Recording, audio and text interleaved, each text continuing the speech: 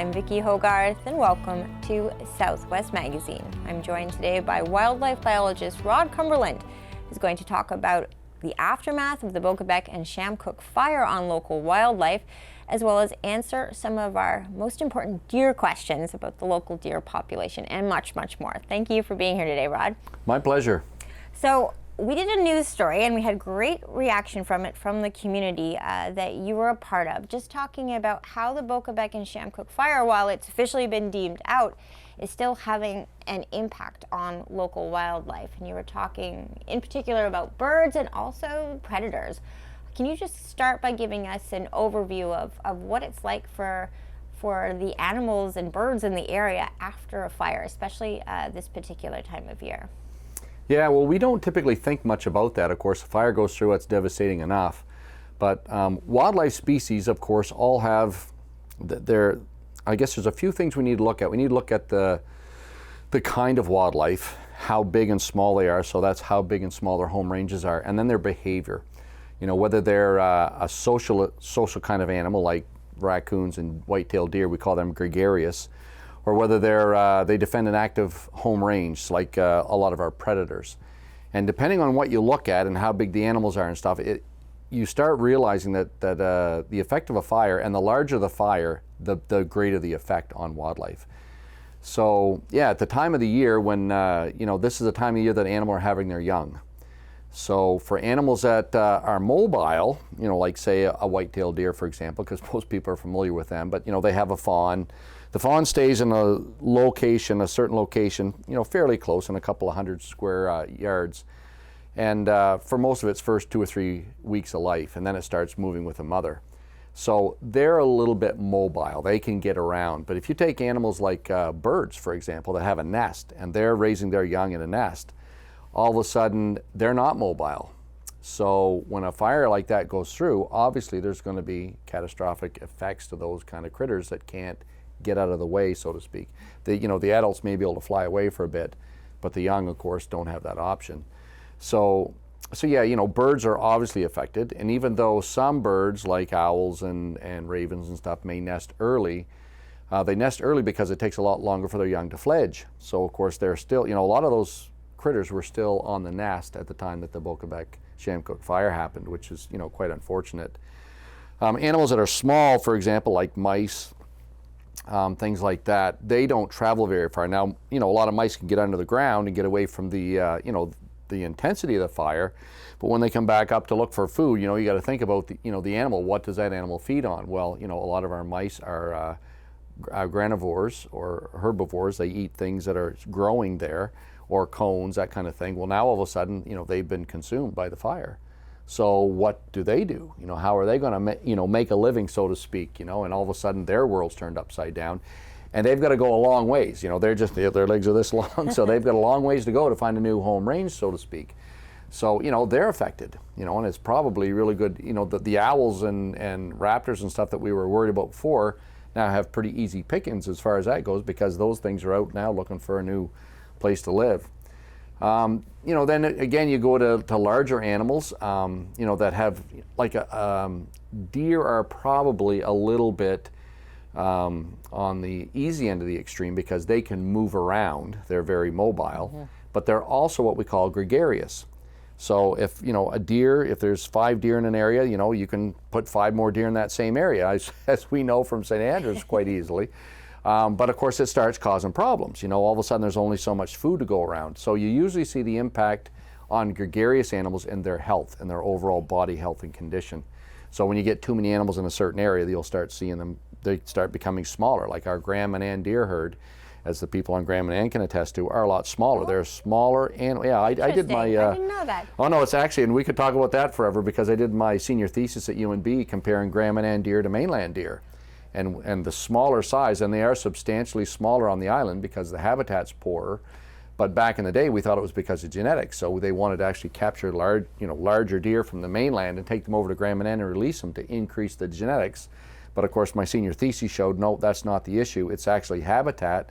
And unless you improve the habitat a ton on Grand Manan Island, bringing over whatever genetics you want, doesn't matter. You're still going to wind up with smaller body deer just because there's only so much food to go around.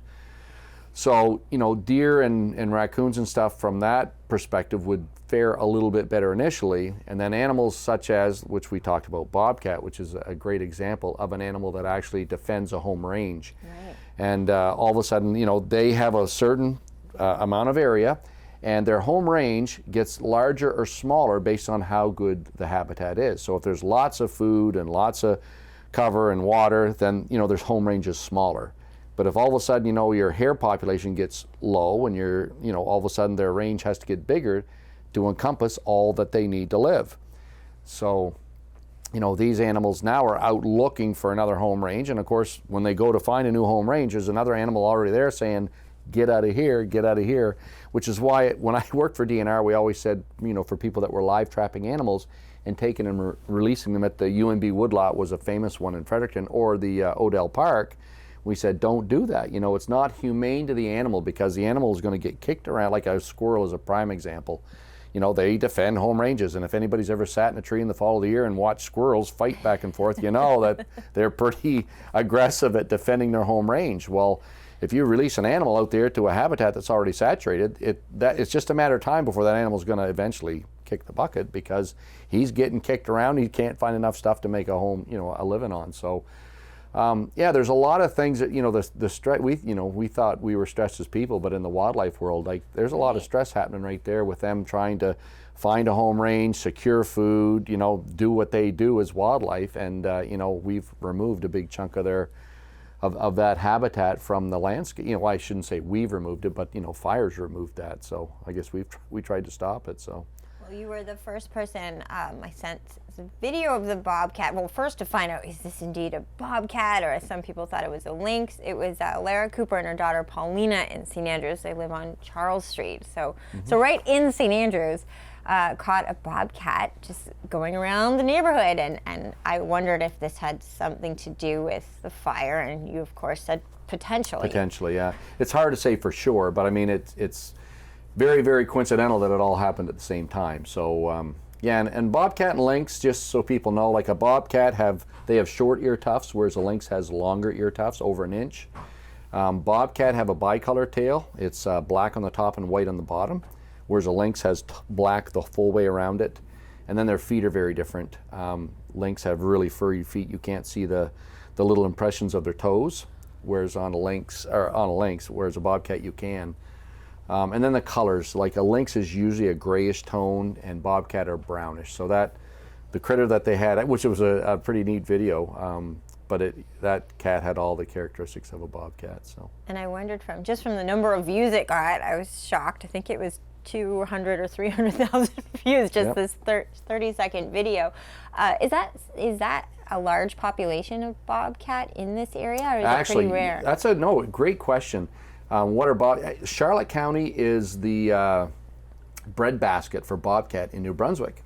So we always have, and I think it has to do with a lot of the rock outcrops, plus we're very far south. We have a lot of snowshoe hare. Our snowshoe hare population is pretty robust, and just all those things combined makes really good habitat for bobcat. So back when I was the fur bearer biologist for the province for 7 years, this was where most of the harvest of bobcat came from in the province. And actually, if you look at North America, between Charlotte County and actually Nova Scotia, more bobcat were harvested here than any other place in North America. Wow. So yeah, so bobcat is that should be our provincial animal in my view, because it's very, very common down here, and as opposed to the rest of North America. So pretty neat.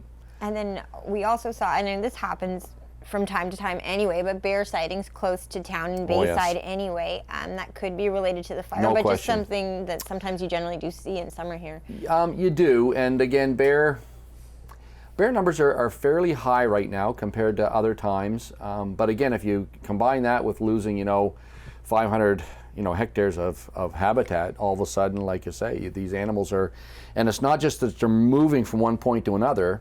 They're going to get bounced out of there because there's already an animal there living there, defending that home range.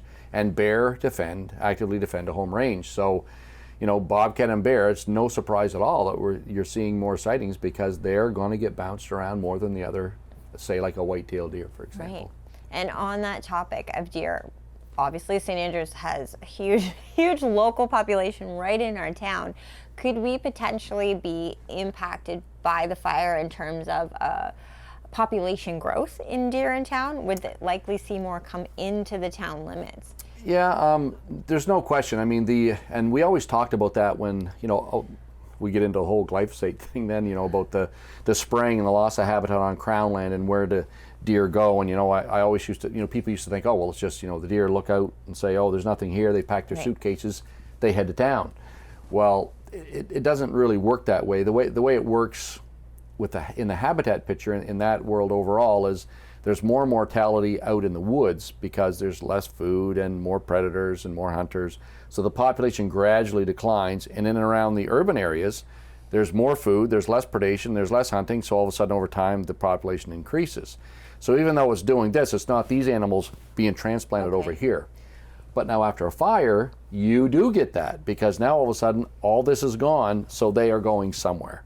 So they do basically pack their bags and move into a new turf. So even though I said for years that's not what's not exactly what's happening with the whole herbicide issue, that is exactly what happens when after a major event like a fire. Like, they are leaving. There's nothing there, so they're moving out and going somewhere else. So, and with St. Andrews, with our deer, and this is a little off topic from the fire, but we see deer that tend to, like you said with Graham and Ann, evolve or devolve depending on where they are. And we notice in St. Andrews there's things people plant that they assume deer won't eat, but every once in a while you'll see a deer in St. Andrews eat a lilac. Yep. It seems as if in this community they've evolved with the local habitat, sometimes that being a really beautiful garden. Deer are selective feeders, and what that means is a deer have a long list, like me. We got a long list of things I like. Okay, given my options, I'm starting at the top. Okay, cheesecake or whatever you like. And deer do the same thing. So there's things that deer prefer over others, and they will always eat those as long as they're around initially. But as things get dwindled down, they'll move down the list. And even though, take deer on Anacostia Island and even southern Graham and Ann, deer consume spruce needles there, spruce and fir needles. Well, it is at the bottom of the list for white-tailed deer, but when there's nothing else there to eat, they're going to eat it. Wow. So that's the thing that people need to understand about deer. Yes, they're selective feeders. Their list is a mile long of things they like, but as things start disappearing, they go to the next things on the list, and that's why they're such an adaptive animal. I would say they're adaptive more than they're evolving. They're adaptive, and that's what they do. They just keep adapting to the situations around them. And it's the same thing we always said, like when we first started looking at removing urban deer. And I remember back when I was a deer biologist having meetings down here and in Rothsay, and they're saying, what can we do? And I said, well, I know if you don't do anything, your problem will not go away. Like, these animals aren't leaving. So you need to somehow, in any wildlife population, they have to be managed, and if you don't manage them, they will manage themselves, and they will basically explode, which is what's happened in all these urban areas. But I told people then, they said, well, they're so tame, let's just get the hunters to come in. And I said, no, because deer are adaptive, which means once you put pressure on them and they realize, oh, something's after me, they change behavior. And if you start putting, and that happened in Rothsay, the first time we allowed the hunters to harvest in Rothsay, and they shot a few deer, and then all of a sudden the female deer smartened up. They realized, okay, there's somebody after me. They couldn't shoot anymore because they get smart. They realize there's pressure on me. So deer are really adaptive, and that's why in some backyards, you have a dog that's aggressive towards deer. The deer will stay out of that yard. And in other yards, like mine right now, my dog lays on the steps and watches them go into the garden and eat it. So, my previous dog would keep them out of the garden. This dog here lets them in it. So deer are adaptive, and they'll realize, okay, this dog is not an issue, whereas this dog is.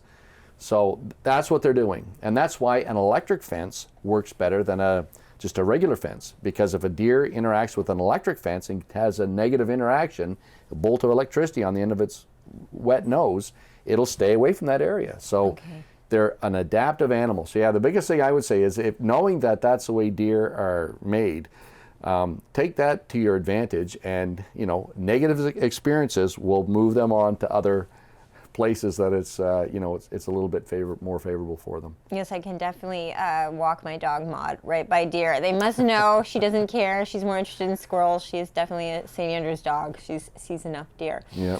This time of year, we're seeing fawns in town as well.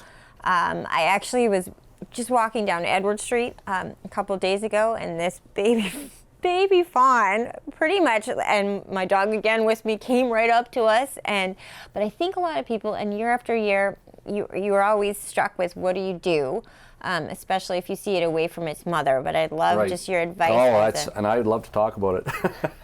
Because we, back in 2007, 2008, when I was a deer biologist, the only piece of data that we didn't really have on the deer herd then was fawn mortality. So we went out, in June, and captured and radio collared 53 deer fawns in the province of New Brunswick. So I had a lot of experience for 3 years actually looking at doe fawn behavior and how they interact and where to find fawns and the whole kit and caboodle. So it was really probably one of the highlights of my career. So now every year, we'll, when that time comes, I always say the second, third week of June, you could just, on a quiet night, you can hear them hitting the ground because that's when our peak fawning is. So the second, third week of June. And we know from how they interact and behave from all the work that we did with them, fawns are safest by themselves, and the doe knows that. So she will leave the fawn. The doe's only with the fawn 3 or 4 times a day for the first week and a half. And the safest place for the fawn is right there on the ground by itself. It's got great camo, it has no odor, so that's where it's safest. And deer also realize that the place to drop those fawns is close to houses because there's less predation, there's less threat. So that means there's a whole lot more interaction. So yeah, when people see a fawn by itself, that means nothing. It means everything's normal. So the thing to do is to leave it there. Of course, the other thing they always talk about is if, there's a little bit of interaction, is when we were actually collaring the fawns, they said, well, gee, won't the female abandon the fawn because you guys have handled it?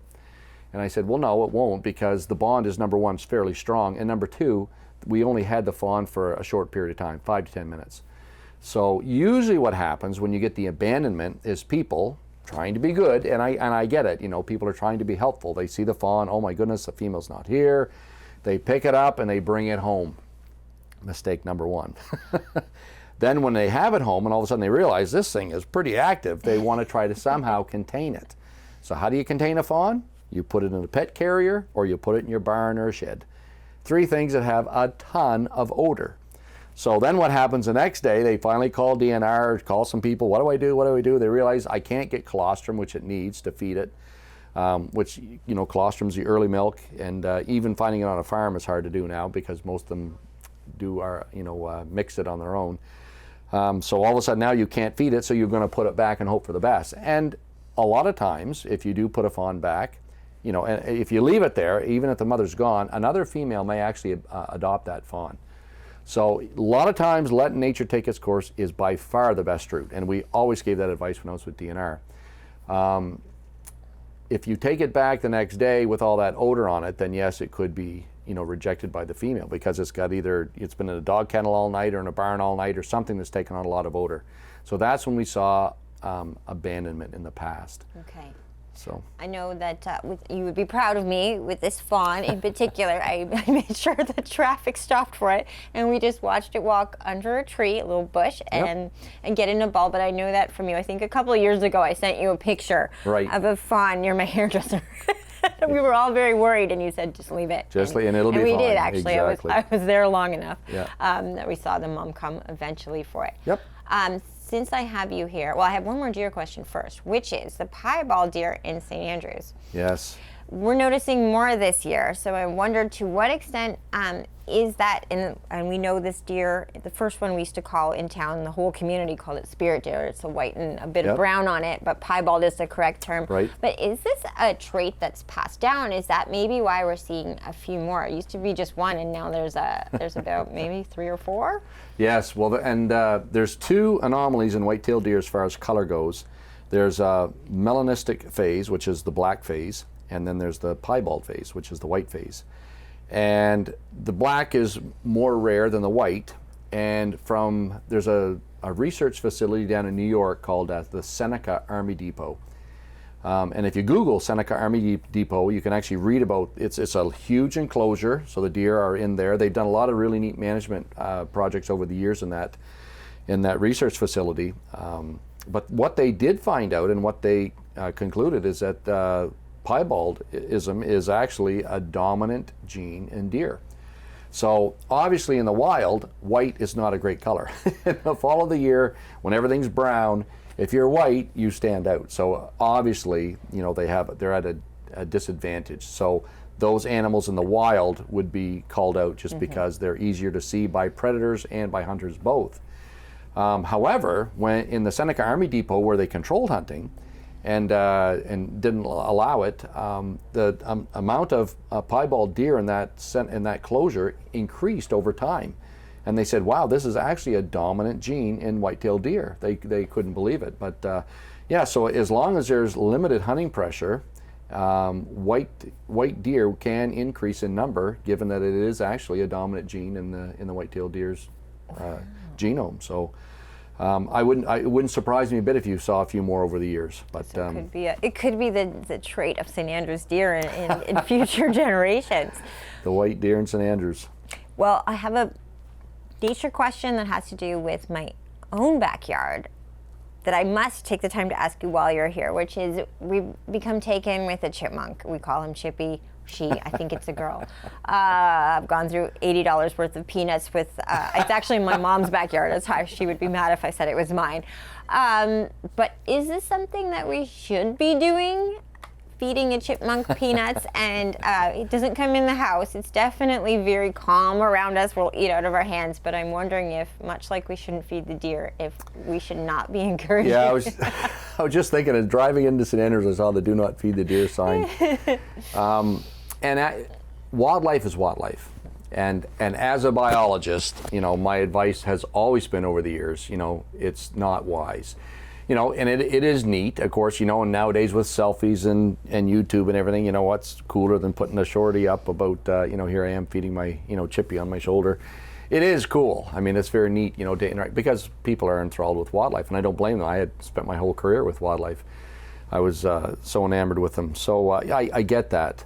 But wildlife is wildlife. And eventually, once animals lose their innate fear of humans, then problems ensue. So, and there's stories everywhere around the globe of people that have, fed wildlife, and whether it's a bear and all of a sudden the bears maul somebody, or, we had the same thing with lynx, or Eurasian lynx years ago. People had them in captivity and we weren't going to allow them. Actually, it's quite a story. If we get back to that, it goes right back to Frank McKenna issuing us the edict to put the lynx back from the lady that had it. And we said, no, we shouldn't be doing that. It's not allowed. The political pressure was there to send it back, and then a few years later, it mauled a lady.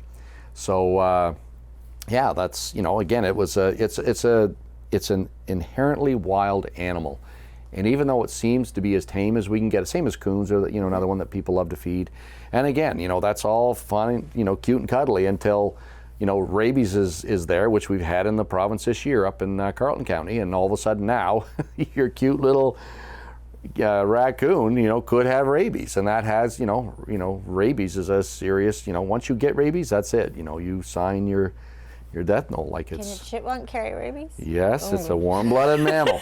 So, not to scare anybody, but again, they, any mammal, can carry that. The other thing is ticks, like squirrels, and when we were talking about deer up in Rossay-Quispam, they were concerned about ticks on deer, but actually we found that squirrels had a heavier tick load than actually the deer did in Rossay years ago. But again, you start feeding that thing, and ticks become more prevalent in around your home, and so there's never a good ending to that. Right. It may be a good snapshot for Facebook or whatever, but things go south pretty quickly afterwards. So yeah, my advice always as a biologist, knowing all these horror stories over the years, is the safest thing to do is don't feed the bears. Don't feed the wildlife. Or Mom, we will decrease our peanut budget, okay? Yeah, I just knocked that back a little bit and weed them off. So I guess finally, Rod, I'd love to know, when we're looking at back to the fire overall, what's the recuperation time about for wildlife after a forest fire of this size, 540 hectares about? It wasn't all in one place, it was pretty scattered. But yeah. Well, the good news is about fire is it's not a big, contiguous chunk like we harvest now. And that's why that gets problematic, because it's one big contiguous chunk. The benefit about the fire is it burns erratically. So you get a lot of edge created, which is a good thing. But really how soon wildlife bounces back is directly related to how fast habitat bounces back. Right. So, and you'll be amazed that before the end of the summer, you'll see a lot of shoots, like, the forest and everything is, it adapts, and you'll see a bunch of shoots out there all of a sudden. Some places will stay black for quite a while. It depends how deep the fire burnt in certain areas, but it won't take long. Like in 2 or 3 years, you'll see that area look a lot different than it does right now. Thank heavens. But it'll also change the species that grow back. So the other thing that happens as well, it's not only that you need the habitat back, it's what kind of habitat grows back. So after a fire, usually fire regenerated species are the ones, so your pines will likely grow back more so than the hard. Usually birches and popples are pretty quick into the scene as well, because there's lots of open areas. So it may grow back differently. So you may wind up getting different animals actually living there over the long haul. Wow. But it really comes down to how quick will your habitat bounce back. Okay, well, I'm going to do something right now, which is I'd love to have you back to talk more about local wildlife. I'd like to include the viewers at home, though. So if they have questions for you to answer, if they could email. So if you're watching this right now, have some questions about local wildlife for Rod's next visit to the show, email local, LOCAL, at CHCO.TV, and just put in the subject line, questions for Rod, or wildlife. I receive the email, so I'll know what you're talking about if I get a wildlife question. And then we'd love to have you back soon to answer those, Rod. I appreciate your time today so much. My pleasure. Thanks a lot for having me. My guest today has been wildlife biologist Rod Cumberland. I'm Vicki Hogarth. Thank you for watching Southwest Magazine.